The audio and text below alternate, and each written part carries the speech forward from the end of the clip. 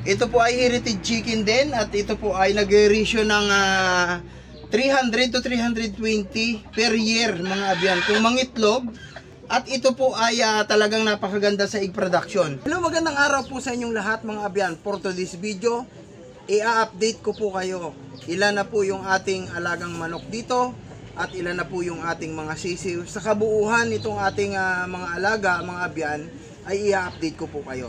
Tara mga abyan, dito po muna tayo sa unang breeding pin natin. Itong unang breeding pin natin mga abyan ay ang atin ditong materials, yung ating tandang o yung ating roster ay Rhode Island Red mga abyan. At check natin kung ano yung mga inahin na breed natin, kino-crossbreed natin dito sa ating Rhode Island Red mga abyan. Ayan mga abyan, kita nyo yun mga abyan? Ito yung ating Rhode Island Red mga abyan. Ang timbang niya ay 3 kilos in 1/4 mga abyan. At kino-crossbreed po natin sila mga abyan dito sa Black Australorp at dito sa ating mga native chicken mga abyan. Ayan, ito yung ating mga native chicken. At yung isa na yan mga abyan ay naglilimlim yan mga abyan ano. At pinapalahi natin, kino-crossbreed natin dito sa ito heritage chicken din po ito mga abyan ano. Ito po ay heritage chicken din at ito po ay nag-ratio ng 300 to 320 per year mga abyan kung mangitlog. At ito po ay talagang napakaganda sa egg production. Once na ito po ay nag-iedad ng 6 months hanggang 1 taon, dyan po yung kalakasan niyang mangitlog mga abyan ano. Pero dahil ito po ay 3 years na, ay pa isa-isa na lang din po siya kung mangitlog. Minsan every other day, minsan every 3 days. Pero kinukuhanan lang po natin siya ng pala. At tara mga abyan, dito naman tayo sa kabila nating breeding pin mga abyan. Ayan mga abyan, dito naman po sa ating kabilang breeding pin ay ipapakita ko po din sa inyo. Ito po ay bago mga abyan ano.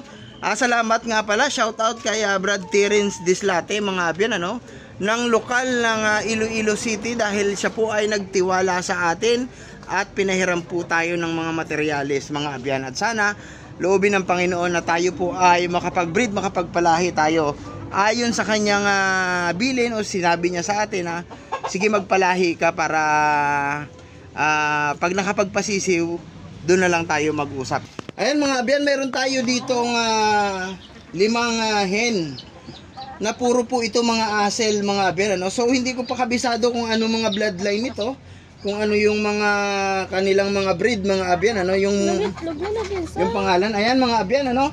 At mayroon na tayong nangitlog na kaagad. So wala pang 24 hours sa atin mga abyan ay nangitlog na. So ibig sabihin may mga pundo ng itlog itong ating mga hen mga abyan ano. Kita nyo naman mga abyan yung ating roster mga abyan na asel ano.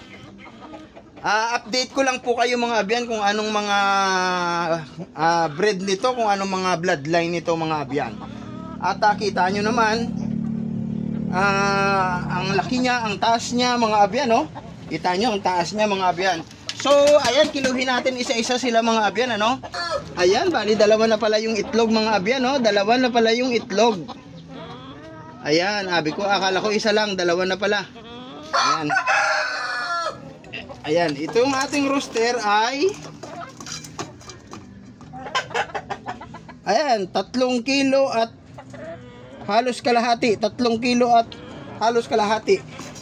Kung mapapansin natin mga abyan ay hindi pa po masyadong develop. Kasi as per doon sa may-ari, ito po ay 9 months pa lang at medyo matalas pa yung kanyang pitcho mga abyan ano. Pupurgahin natin ito para tumaba.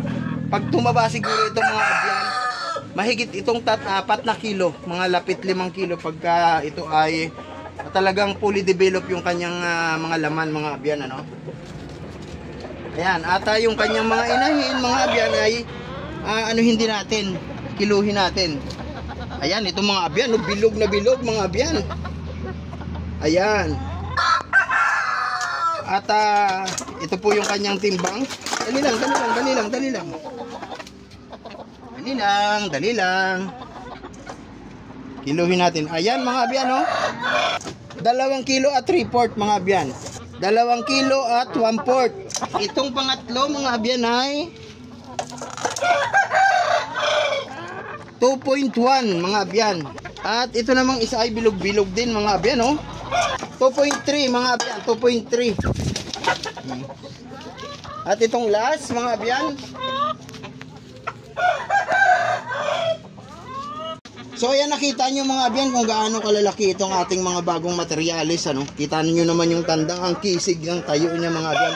Hindi pa yan masyadong kagandahan ng katawan. Although malaki na siya, mabigat na siya, pero bibigat pa yan pagka talagang nabuo yung kanyang katawan mga abyan, ano. Lipat naman tayo dito mga abyan. Ito yung ating isang asel mga abyan, ano. Hamo asel natin mga abyan. Ayan, yan po ay nagpapatubo ng pakpak. At ito naman po yung ating isang palahi na ito mga abyan, ano. Ayan, malaki na siya mga abyan, ano. Ayan. Ito po yan, magkapatid po yan mga abyan, ano. Tingnan nyo po yung diferensya nila. Si Kiwi at saka yung kanyang kapatid mga abyan. Napag-iwan na si Kiwi, nabansot na. So ayan, pero kasama pa rin yan. Isa pa rin sa nagpapaganda ng ating mini farm itong si Kiwi mga abyan, ano, dahil una natin itong palahi mga abyan. Ayan, sobrang laki na nung kanyang kapatid kisa sa kanya. Pero sige lang, at least buhay siya. At pinapabayaan lang natin siyang lumala mga abyan. Tapos yung nanay nila Kiwi mga abyan ay andito na. Ayan, naglilimlim na ulit yan mga abyan. Ang kanya pong linilimliman ay 12 mga abyan, 12 ang kanyang linilimliman. So may another 12 tayo na hinihintay. At hindi lang natin bibilangin kung ilan yung magiging sisiw dahil mahirap magbilang ng sisiw sa itlog mga abyan. At dito naman yung isa mga abyan, ayan. Ito po ay mga isang linggo na lang ay magiging sisiw na yan mga abyan. 7 yung linilimliman yan. Yan yung isa nating inahin na asel, minwali asel na galing kay Brad Terence Dislate mga abyan, ano, nagpahiram sa atin yan ng materyales. Yan yung una niyang ipinahiram sa atin at yan po ay 3 kilo ang bigat ng ng inahin na yan mga abyan. Ayan mga abyan, yan po yung ating mga malalaking manok na. So overall, mayroon na po tayong 16 pieces. Bali, yung inahin niya is 11 pieces. May 3 tayong tandang. Tapos may dalawa tayong magto 2 months old sa 22. Yung magkapatid na Kiwi at saka yung kapatid niya. At mayroon na akong ipapakita sa inyo mga abyan, kagaya doon sa mga nauna kong vlog. Ito na yung ito naman yung sisiw. Ito naman po mga abyan yung ating papisa na mga abyan sa incubator natin mga abyan, ano. Another 14 po yan. So overall may 30 heads na tayo mga abyan kung loloobin ng Panginoon na mapapalaki natin ito mga abyan, ano. So ayan mga abyan, ito po yung reyna ng ating abyan mini farm. At salamat po sa inyong walang sawang pagsubaybay sa aming mga vlog mga abyan, ano. At update lang tayo mga abyan. Magkita-kita po tayong muli sa mga susunod kong vlog kung loloobin ng Panginoon. Salamat po sa inyong panonood. Pag-ibig.